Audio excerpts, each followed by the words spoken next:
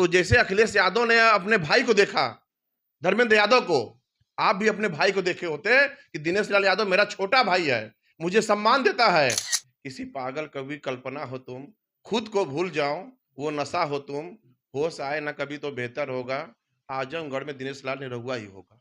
एक लड़का है, वो वोट नहीं दे सकता, सिर्फ उसको हकलाने की वजह से वो इलेक्ट्रॉनिक मीडिया में वो हावी हो चुका है। उसको चैनल वाले उसको हकलाने की भाषा वो मोदी जी के विरोध में बोलता है। जब ये राजनीति शुरू किए होंगे, जब जब कहबा ब्रेक लगाई, जब जब कहबा हारन दबाई, आज वही पर चरितार्थ हो रही है। मैंने एक डिबेट देखा था, वो कहते हैं कि कुछ मुर्गा रतियों में बोललन। मैं कहना चाहता हूं विजय जी, कुछ मुर्गा रतिया में नहीं बोलते। हिसाब से देखा जाए तो फिर वहां से भाजपा की सीट करवा जाए। देखिए, भाजपा की सीट वहां पे दिनेश लाल यादव जी हैं, जो मौजूदा सांसद हैं, वो सब पे अब अकेले भारी हैं। मतलब कि भारतीय जनता पार्टी ने उनको अच्छत पानी मार करके सही कर दिया। नहीं कहने नहीं, का अच्छा मतलब पानी है। नहीं, हाँ। उनका चरित्र बदला है, उनका मन बदला है। ये पहले बात, जो बनारस वाले मिश्रा जी हैं, वो ब्राह्मण हैं, मैं उनको प्रणाम करता हूँ, उनसे कहना चाहता हूँ। नमस्कार दोस्तों, हमारी मौजूदगी एक बार फिर से उत्तर प्रदेश के 8 सीटों में शुमार वाराणसी में है। प्रधानमंत्री जी का सांसदीय क्षेत्र है। आज उनका आगमन होने वाला है, रोड शो भी होगा उनका आज। पूरी तरह से प्रशासनिक तौर पे तैयारियां हो गई हैं। पार्टी लेवल पे कितनी तैयारियां हैं, हमारे बगल में आप इनको पहचानते होंगे, बनारस वाले गुप्ता जी हैं। राजनीति के बहुत पुराने खिलाड़ी और बहुत लंबा करियर रहा है राजनीति का इनका। तमाम चुनाव इनके सामने आए गए, और ये चुनाव इस बार का कैसा चुनाव होगा इसके बारे में थोड़ा सा बातें करेंगे। और डायरेक्ट बात करते हैं, डायरेक्ट मतलब ज़्यादा घुमाते फिराते नहीं हैं आप लोगों को, क्योंकि आप लोग भी बोर हो जाएंगे। क्या लगता है सर कि इस बार का जो चुनाव है कैसा चुनाव होगा? इस बार हमारे वाराणसी जिले में माननीय श्री नरेंद्र मोदी जी का आज रोड शो है शाम को। जो ये आज रोड शो चल रहा है, ये रोड शो एक ऐतिहासिक होने जा रही है। 2019 में जो रोड शो निकला था माननीय प्रधानमंत्री जी का, उससे भी ज्यादा भीड़ इस बार बनारस जिले में हो रहा है। महामना से लेकर बाबा विश्वनाथ तक आ रहे हैं, गदौलिया तक। लेकिन जो आज ये रोड शो है, मैं कहना चाहता हूं एनडीए के जितने भी गठबंधन के लीडर हैं, आज ये बनारस का रोड शो देख लें, उनको समझ में आ जाएगा कि पूर्वांचल से लेके पूरे देश में किसकी लहर है।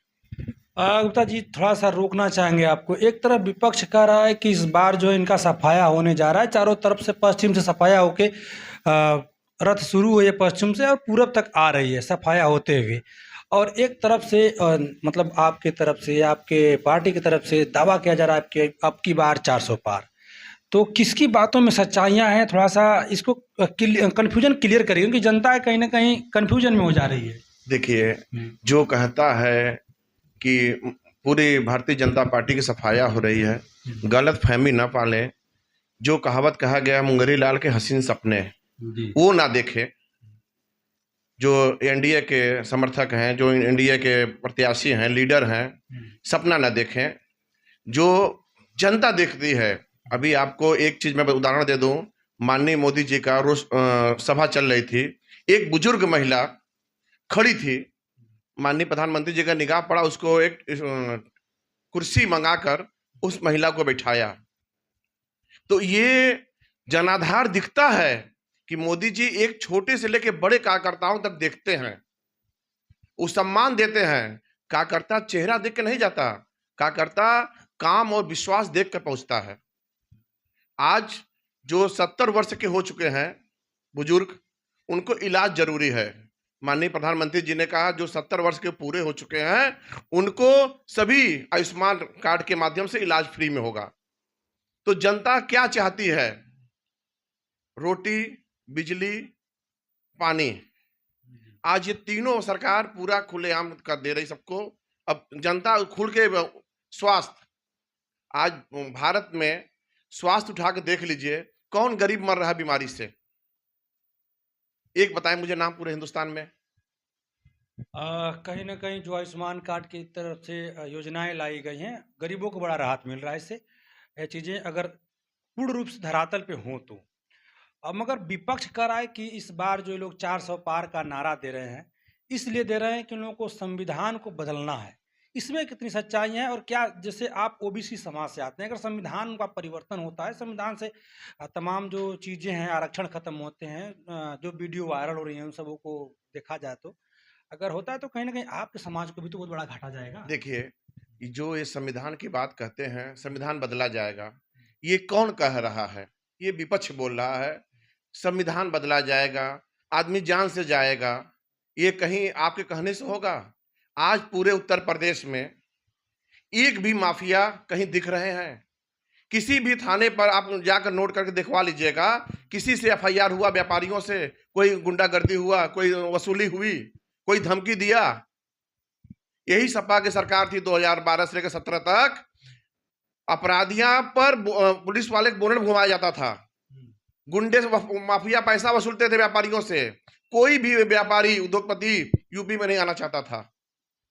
आज बाबा के सरकार में सारे प्रदेश के व्यापारी आज उत्तर प्रदेश में आना चाहते हैं। उनको विश्वास है कि मेरा व्यापार चलेगा और प्रदेश की भी तरक्की होगी। विपक्ष हमेशा घेरता रहता है भारतीय जनता पार्टी को रोजगार के नाम। रोजगार के नाम पे क्या कहना चाहेंगे आप? अच्छा, ये बताइए मुझे, इस बढ़ी हुई आबादी में सरकार सबको दे देगी नौकरी? अब ये कहीं के पॉसिबल है?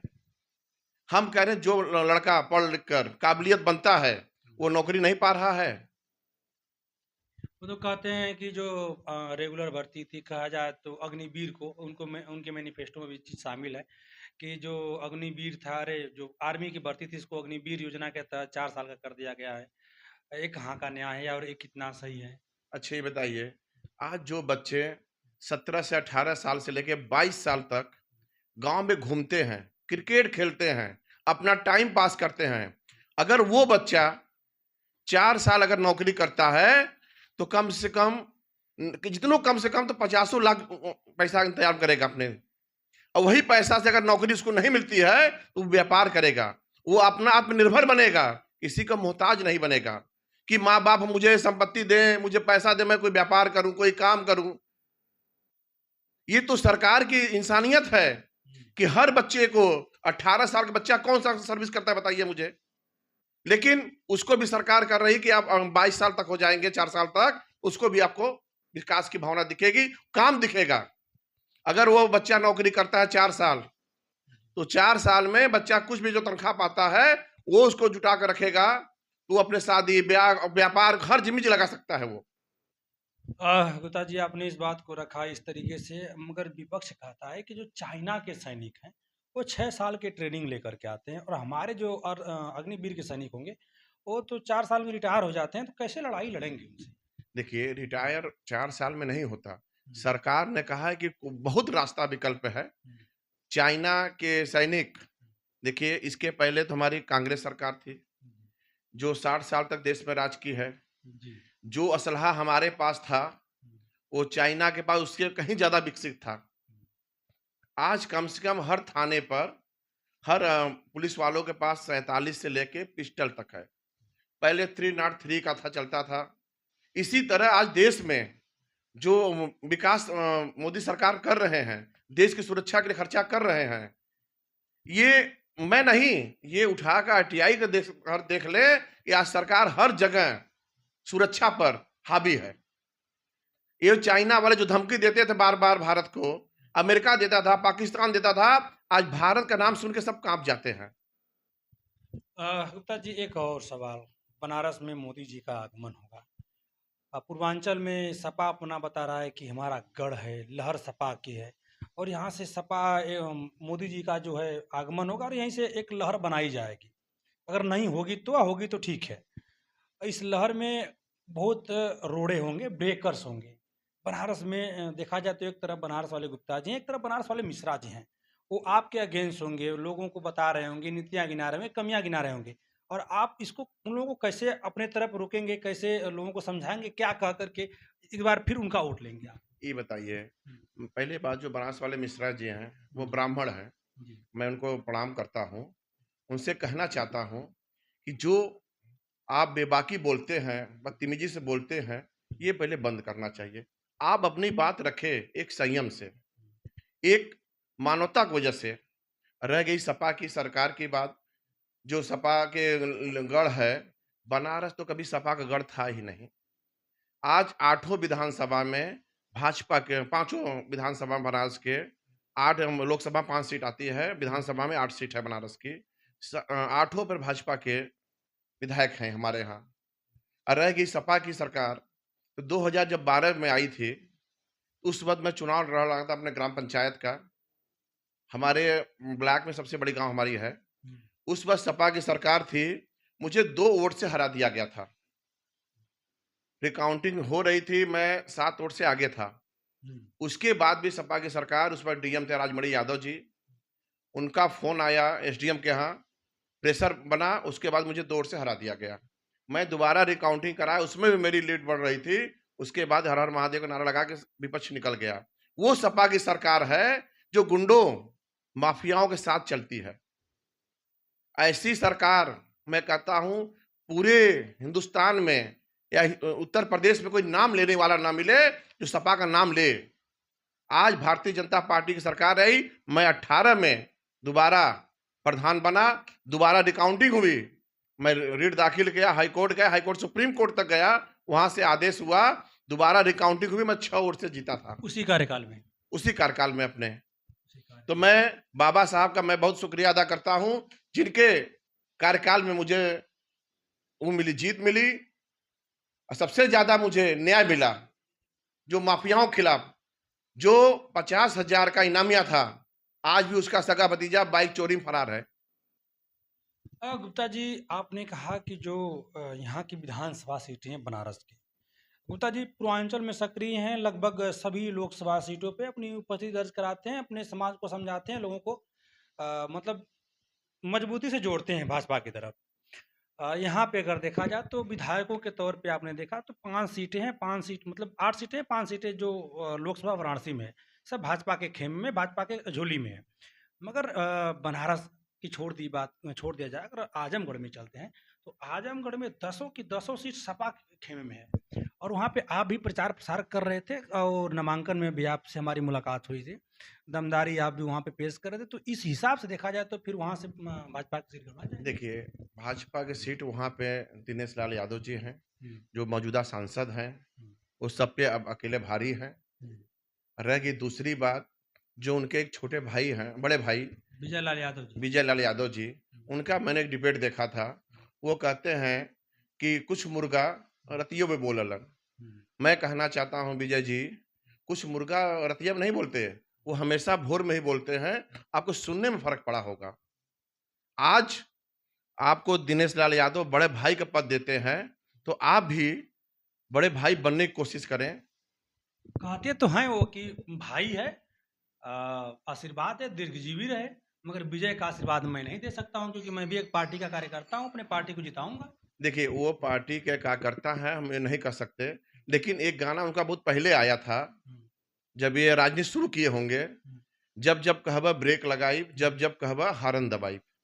आज वही पर चरितार्थ हो रही है कि ये दूसरों के कहने पर अपने भाई को रोकना चाहते हैं, और वही ब्रेक लगाए, भोपा बजाए। मैं कहना चाहता हूं उनसे कि अगर आप भाई हैं, खून है, तो जैसे अखिलेश यादव ने अपने भाई को देखा, धर्मेंद्र यादव को, आप भी अपने भाई को देखे होते कि दिनेश लाल यादव मेरा छोटा भाई है, मुझे सम्मान देता है। अरे लक्ष्मण बनकर वो आपका सम्मान दे रहा राम, तो आप भी राम बने, रावण नहीं। इससे रावण ने अपने छोटे भाई को, विभीषण को भगा दिया था, वही हाल इनका होगा। रावण की तरह पूरा आजमगढ़ इस बार डूबेगा। इस बार दिनेश लाल यादव फिर चुनाव जीतेंगे। ये तो खैर वक्त बताएगा। 25 तारीख को वोटिंग होनी है, एक तरफ से वो भी फुफकार मार रहे हैं, एक तरफ से वो आप लोग भी पूरी दमदारी वहाँ पे पेश कर रहे हैं।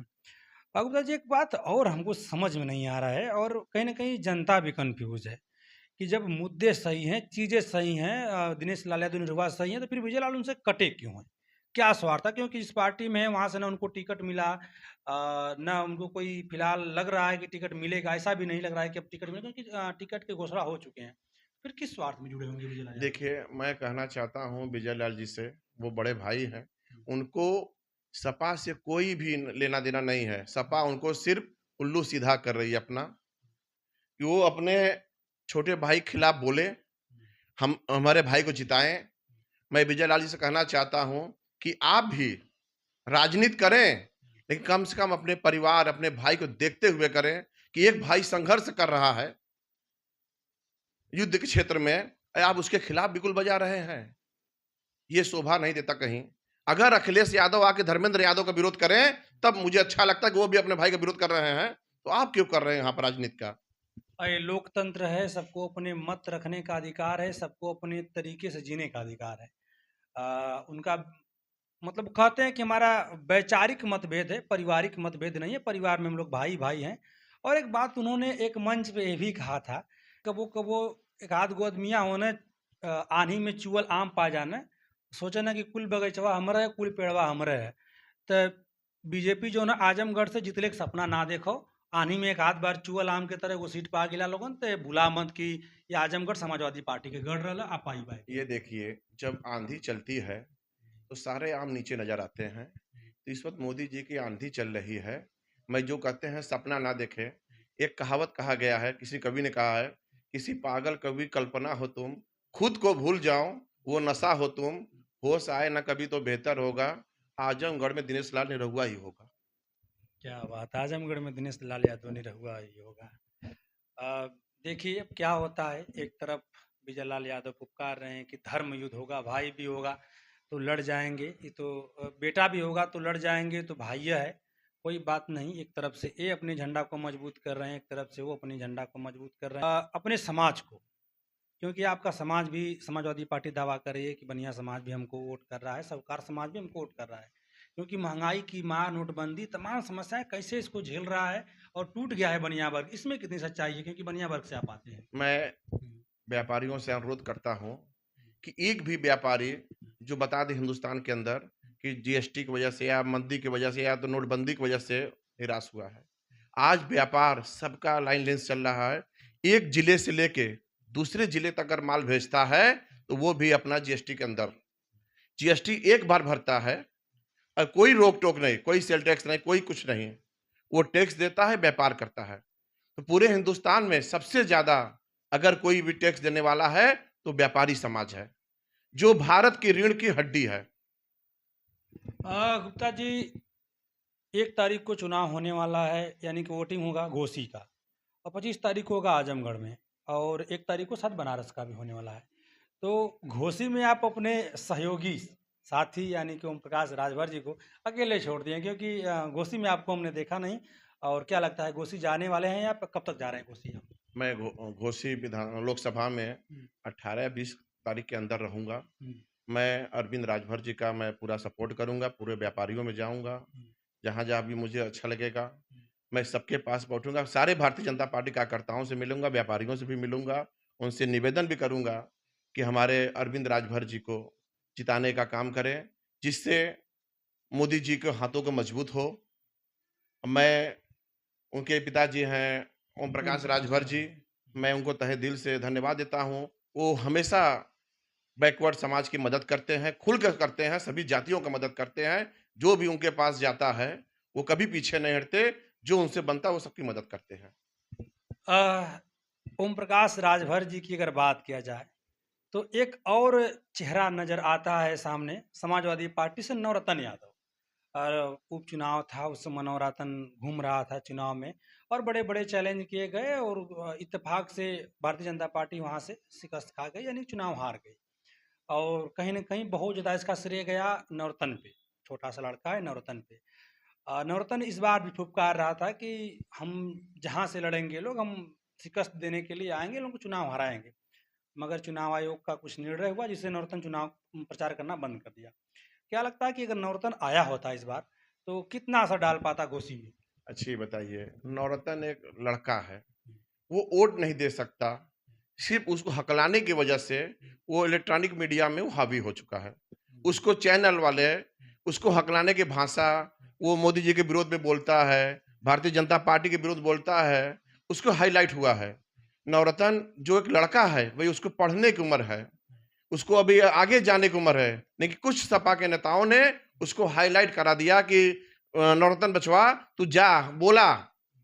अरे वो बच्चा है अभी, वो राजनीति में अभी एबीसीडी भी नहीं जानता, सिर्फ बोलना भी, और सीधे बोल भी नहीं सकता वो, लेकिन उसको इलेक्ट्रॉनिक मीडिया ने हावी बना दिया है। तो कितना असर होता? नवरत्न ने एक और दावा किया था कि जहां से मोदी जी लड़ेंगे हम वहां से आएंगे और वहां से उनको चुनाव हराएंगे। कहने का उद्देश्य उसका सीधे सीधे बनारस से था। क्या बनारस में भी कुछ असर डाल पाता नवरत्न? अच्छा, ये बताइए, बनारस में जब उनके लीडर नहीं असर डाल पाए तो वो बच्चा क्या डालेगा? बनारस एक बीजेपी का गढ़ है, जिसको कहते हैं साम्राज्य पूरा। यहाँ एक एक बच्चा बाबा विश्वनाथ के भक्त है। यहाँ पे हर जाति के लोग भाजपा को वोट देते हैं। जिसे कहावत कहा गया है ना, जिस बाग में हर तरह के फूल हों वो बाग अच्छा लगता है। सपा में सिर्फ गुंडे और माफियाओं का फूल है, लेकिन भारतीय जनता पार्टी में हर तरह के फूल, गुलाब से लेके, चमेली से लेके, बेला से लेके, अड़हुल से लेके, सभी फूल होते हैं। बाग वही अच्छा लगता है जिसमें हर तरह के फूल हो। ये आप लोग जान जाए, भारतीय जनता पार्टी पूरे हिंदुस्तान में वो बाग है जहां हिंदू, मुसलमान, सिख, पारसी, पंजाबी, जैन सभी लोग हैं, खुलकर सांस ले रहे हैं, जी रहे हैं। गुप्ता जी, एक और सवाल मेरा, ये अंतिम सवाल होगा। आपने कहा कि हर तरह के फूल बगिया में हो तो बगिया और अच्छी लगती है, और समाजवादी पार्टी में एक ही तरफ का फूल होता है जैसे गुंडा माफिया। क्या भारतीय जनता पार्टी में उस तरह के फूल हैं कि नहीं इस बगिया में? नहीं नहीं, भारतीय जनता पार्टी में जो है हम्म, उनको भी अपनी छुट्टी ले चुके हैं, अपराध से तौबा कर चुके हैं। हम्म। इसलिए भारतीय जनता पार्टी उनको अपने साथ रखी। जिस दिन वो अपराध जगत तरफ मुड़ेंगे, वो तो या तो स्वर्ग में दिखेंगे या तो जमीन के अंदर दिखेंगे। मतलब कि भारतीय जनता पार्टी उनको अछत पानी मार करके सही कर रही है, नहीं नहीं, कहने का अच्छा मतलब पानी है। नहीं, हाँ, उनका चरित्र बदला है, उनका मन बदला है। हाँ, मन तो बदल गया उनका कालिदास का, हम्म, जो घोर डाकू थे, उंगली मार, उनका बदल सकता है। तो ये तो आम जनता है, इनका भी मन बदलेगा, तभी तो आज बीजेपी में टिके हैं। एक भी भारतीय जनता पार्टी में गुंडा बताए जो आज भी अपराध करता हो, गुंडा करता हो, या तो टैक्स, गुंडा टैक्स मांगता हो, एक भी नाम बताएं आप। उनके पिछले करियर को छोड़ के गए। देखिए, जो जब आदमी अपने गलत कामों से त्याग करता है तभी तो उसके मन बदलता है, उसकी भावना बदलती है, मुझे अच्छे रास्ते पर चलना है। जब उंगली मार डाकू, जब भगवान बुद्ध ने उनको समझाया, उनको समझ में आया कि जो मैं कर रहा हूं ये मैं पाप भोगूंगा, तो वो आज के डेट में उससे पढ़ा लिखा इंसान बैठे हैं, उनको भी समझ में आ गया कि मुझे सही रास्ते पे चलना है, अच्छाई के रास्ते पे चलना है। जाते जाते एक सवाल और, 400 में 400 का जो दावा किया जा रहा है और 80 में 80 का, सच बताइएगा आप, क्योंकि आप घूम रहे हैं, ग्राउंड लेवल पे जा रहे हैं, लोगों से मिल रहे हैं, क्या लगता है कि कितना करीब पहुंच पाएंगे 400 के आप? देखिए, 400 के करीब तो हम लोग भैया हैं, वो कहना नहीं है।